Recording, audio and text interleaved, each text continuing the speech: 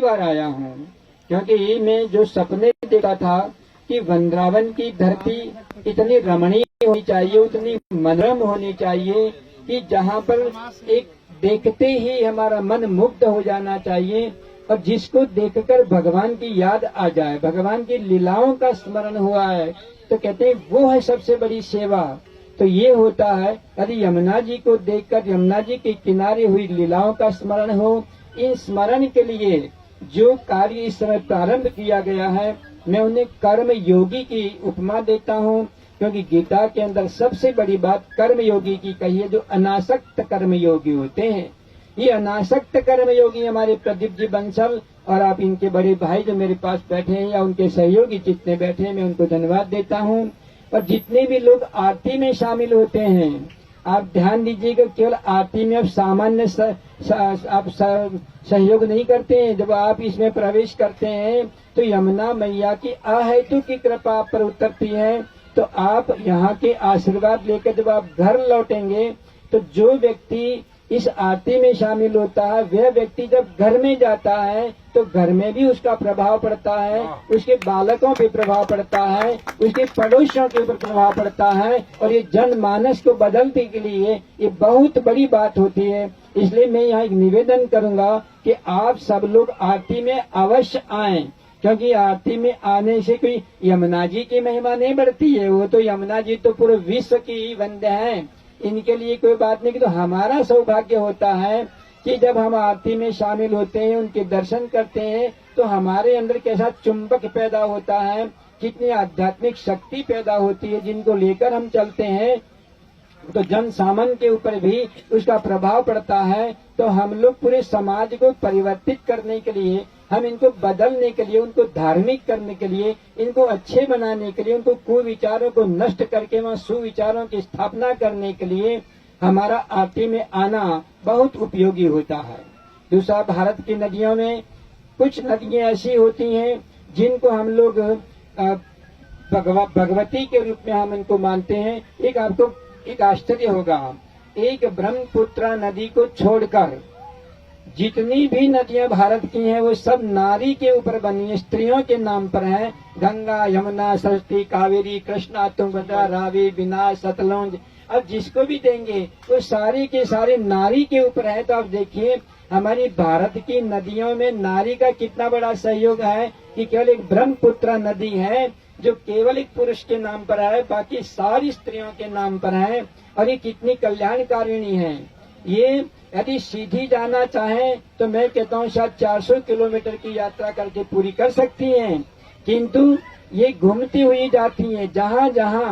जहाँ जहाँ इनके अपने पुत्र निवास करते हैं, जहाँ जहाँ नगर महानगर निवास करते हैं, वहीं घूमती हुई जाने के लिए भी आपने बताया कि 900 किलोमीटर, जैसे गंगा को तो कम से कम 2500 किलोमीटर की यात्रा करनी पड़ती है। तो ये यात्रा लंबी क्यों चुनी? इसलिए चुनी कि मेरे अपने पुत्रों को जल से प्रवाहित करने के लिए, उनको उनकी प्यास बुझाने के लिए, उनकी खेती के लिए, उनको जल देने के लिए घूमती हुई वितरण करती है। और जो समाज का काम करता है, जो किसी को दान करता है, तो कहते तभी उसको देवी का नाम मिलता है। तो जो व्यक्ति वितरण करता है, किसी को देता है और देता हुआ आगे बढ़ता है, उसको देव कहते हैं। इसलिए सूर्य प्रकाश बांटता है तो सूर्य देव, चंद्र अमृत बांटते हैं तो चंद्र देव। तो इसी प्रकार नदियां सब भगवती, सरस्वती आदि जितनी नदियां हैं, हमारी यमुना महारानी। तो मैं यहाँ पर एक विशेष बात कहूंगा कि जब मैं अक्रूर घाट से चला हूँ तो जिस हरियाली को देखा तो मुझे ऐसा लगा कि मैं कोई सपनों की दुनिया में तो नहीं चला गया। मुझे ऐसा लगा कि एक आश्चर्य, एक सपना जैसे बनता है अद्भुत। तो मैंने कभी सोचा भी नहीं था कि यमुना के तट पर जहाँ पर गंदे नाले बहते थे, जहाँ दुर्गंध आती थी, वहाँ पर किस प्रकार नालों के कचरे को पटाकर वहाँ पर रोड बना दिया, मार्ग बना दिया। और वहाँ पर इतने हजारों लाखों पेड़ बोए हैं। और पेड़ हमारे पर्यावरण को मतलब शुद्ध बनाए रखते हैं, हमें ऑक्सीजन देते हैं, हमें जीवन देते हैं, ये जीवित होते हैं। तो आप देखिए जो पेड़ लगाता है मानो एक बहुत बड़े औषधालय का निर्माण करता है। ये नहीं कि छोटा मोटा काम है। तो ये लाखों पेड़ लगाकर जिस प्रकार यहाँ की सुंदरता बनाई है, बहुत से फलदार वृक्ष हैं, बहुत ही पुष्पकों वृक्ष हैं। इन सबको देखता हुआ जब मैं आ रहा था तो ये कहिए कि मेरे हृदय के अंदर जैसे उछाल आता है, जैसे हमारे भगवती यमुना महारानी जब बाढ़ आती है तो झलकती है, उछलती है, ऐसे मेरे हृदय के अंदर इस कर्तव्य की, आपके कर्मयोग की, मेरे हृदय के अंदर एक भावनात्मक ऐसी बाढ़ आई, मेरा हृदय छलकने लगा। मुझे बड़ा अंदर से लगा, मैं तो ये भी नहीं सोचा था मुझे इस प्रकार आना है। मैं तो सामान्य रूप से कि भाई कहीं टहला के मुझे ले आएंगे, मुझे ये नहीं पता था कि इतने बड़े वैभवों के बीच में से मुझे यहाँ ले आएंगे। यदि ऐसा होता तो मैं कुछ विचार और बना के आता, मैं तो घूमने के हिसाब से आया हूँ। किंतु फिर भी आपने जैसा मेरा मन को बदला है, मेरी भावनाओं को बदला है, कि मैं आपको सबको शुभकामना करता हूँ कि ये आपने कहा कि गंगोत्री से लेकर और फिर छेक प्रयागराज तक जहाँ पर सभी नदियों का मिलन होता है, वहाँ तक ये एक नमूना है। मैं तो देखकर बड़ा गदगद हो गया कि क्या नहीं हो सकता है, असंभव को संभव किया है, जिसको कभी सोच भी नहीं सकते हैं, ऐसी दुर्लभ चीज को आपने बनाया गया है।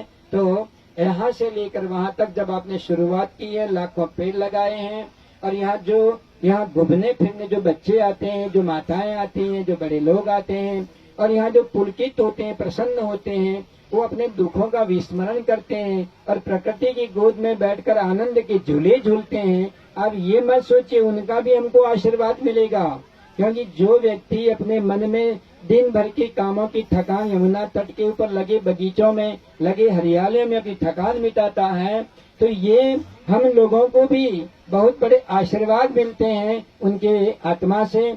और ये कार्य इसलिए आगे बढ़ेगा कि जन समाज के साथ साथ रहेगा।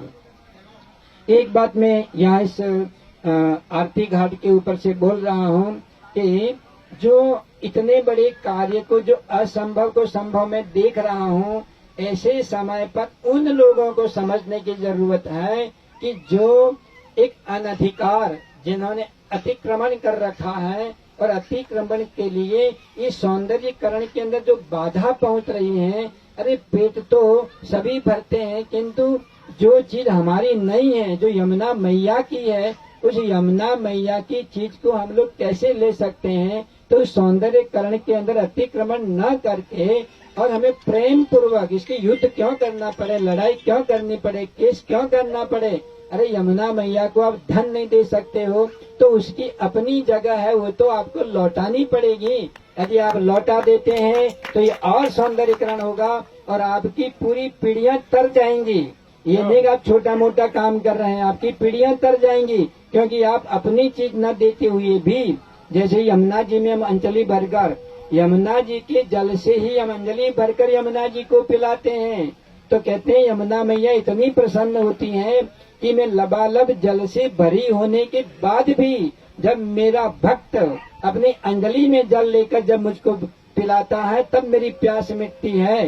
तो जब बड़े लोग इनकी अपनी चीज को भी यदि हम लौटा देंगे तो आपको भी बहुत आशीर्वाद मिलेगा, इस कार्य में सफलता मिलेगी। मैं आप सबका धन्यवाद देता हूँ। आरती में आने वाले सारी जनता को मैं धन्यवाद देता हूँ, और इस कार्य को करने वाले पुनः मैं प्रदीप बंसल जी को और इनके भाई और इनके सहयोगों को सबको मैं पुनः आशीर्वाद देता हूँ। और जो आरती नित्य प्रति करते हैं, अब पंडित जी महाभाग ने जो भी कार्य किया है, इतने सुंदर जो चयन किया है, ये सामान्य बात नहीं है, क्योंकि हम लोग दीपक जलाकर, ज्योति जलाकर जब आरती करते हैं तो नियम होता है 8 जनों के दुखों को दूर करने में हमारी आरती बहुत बड़ा सहयोग करती है। कि जो एक बार आरती के दर्शन कर लेता है, जो आरती कर लेता है, कहते हैं उसके जीवन में दुखों का प्रवेश ही नहीं हो सकता है। तो इसलिए मैं सबको धन्यवाद देता हुआ अपने वाणी को विराम देता हूँ। यमुना मैया को प्रणाम करता हूँ, राधा कृष्ण को प्रणाम करता हूँ, आप सब महाभावों का अभिवादन करता हुआ वाणी को विराम देता हूँ।